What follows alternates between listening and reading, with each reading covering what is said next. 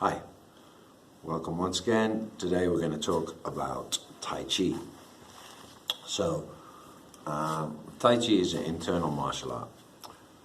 Before we get into that, let's just first talk about the human physical structure. So in our muscles we have different muscle fibers. So we have fast twitch, what's called fast twitch muscles. So you can associate that with combat sports like boxing and kung fu, and also sports like gymnastics, sprinting and athletics. All those things are what we call fast twitch. Now when we look at things like long distance swimming, marathon running, and Tai Chi, then we're talking about slow twitch fibers. So these are the muscle fibers which basically are working the hardest in those kind of events. So Tai Chi is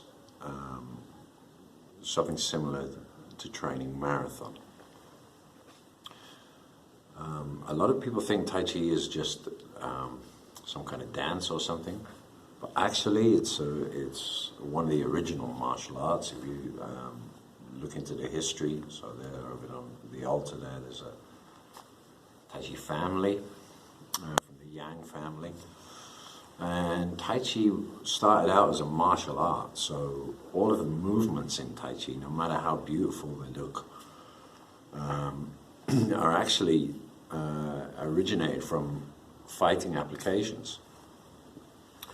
Most of the joint locking techniques that you see in wrestling and jiu-jitsu and those kind of things all have the origin way back in Tai Chi application.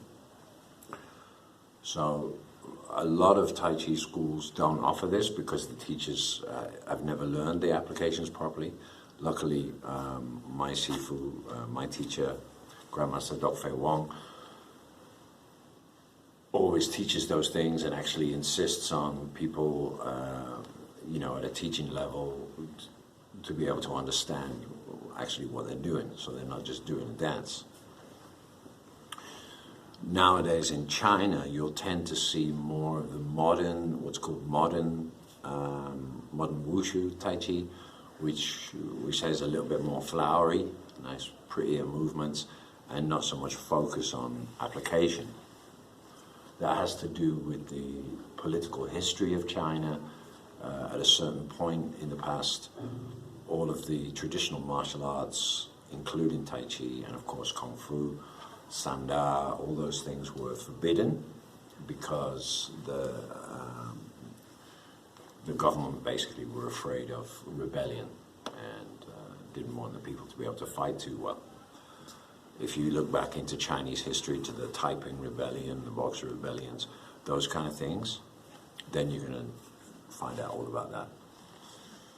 So Tai Chi has a really long history. Actually, the originator of Tai Chi is basically recognized as General Chan Sen Feng, who was a general in the army.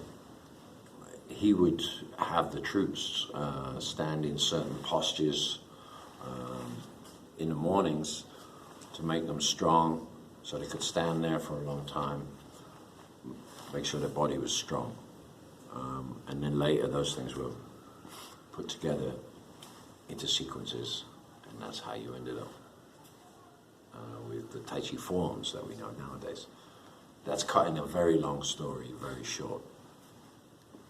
Anyway, if we want to train Tai Chi, so what we're looking for is more contact with our internal system through breathing correctly and really breathing fully.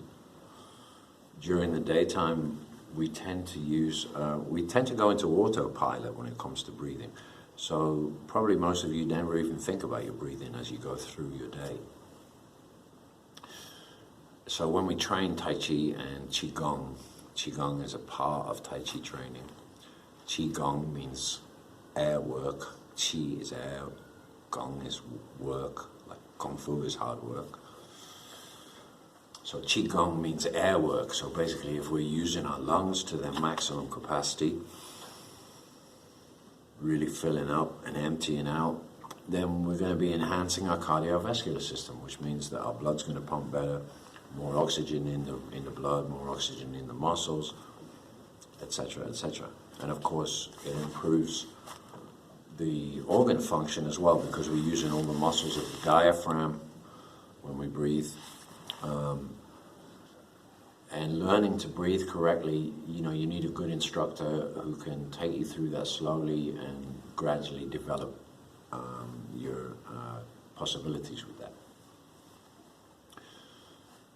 The same goes for the Tai Chi forms. You need somebody to teach you who really knows what they're doing and understands the art of Tai Chi. You can check out videos on YouTube, obviously, and try to copy forms, but you're never really going to get the essence of it unless you are working with someone who has a good level. So look for a good teacher. That's the most first important thing. Anyway, if you want to just get the feeling for Tai Chi, so what you're going to be thinking about is it's a combination of strength, flexibility, balance, endurance, and all of those things combine to make Tai Chi, let's say if you look at somebody high level, you know, if you go take a look at on ESPN 5 or something, you can see the World Tai Chi Championships, the World Chinese Martial Arts Championships, you know, those kind of events. You see the standard there. Those people have all of those different aspects really under control. What I always say to my students is the closer we can get to 100% control, the better our body is functioning. So balance, endurance, strength, flexibility. Connection is important. Connection, when we talk about connection, we're talking about the waist. You know, same as in Kung Fu. In Tai Chi, the connection is into the waist.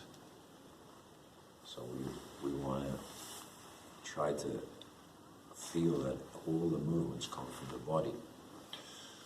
So a simple way you can get started just to get the feeling of Tai Chi and start to, you know,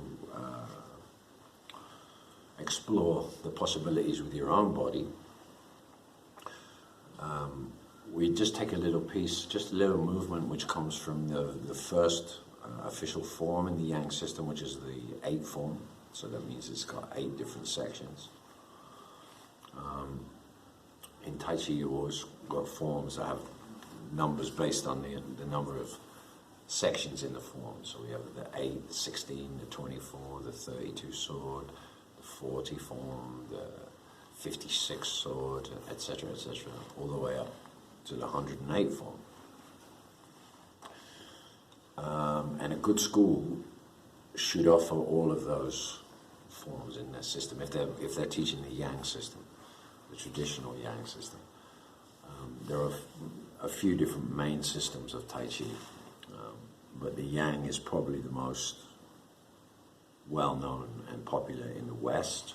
Perhaps in your town it's a Chen style school. Chen style is also very good, very demanding because it has really low stances, so requires a lot of leg strength. But in the Yang system, the first form is the 8 form.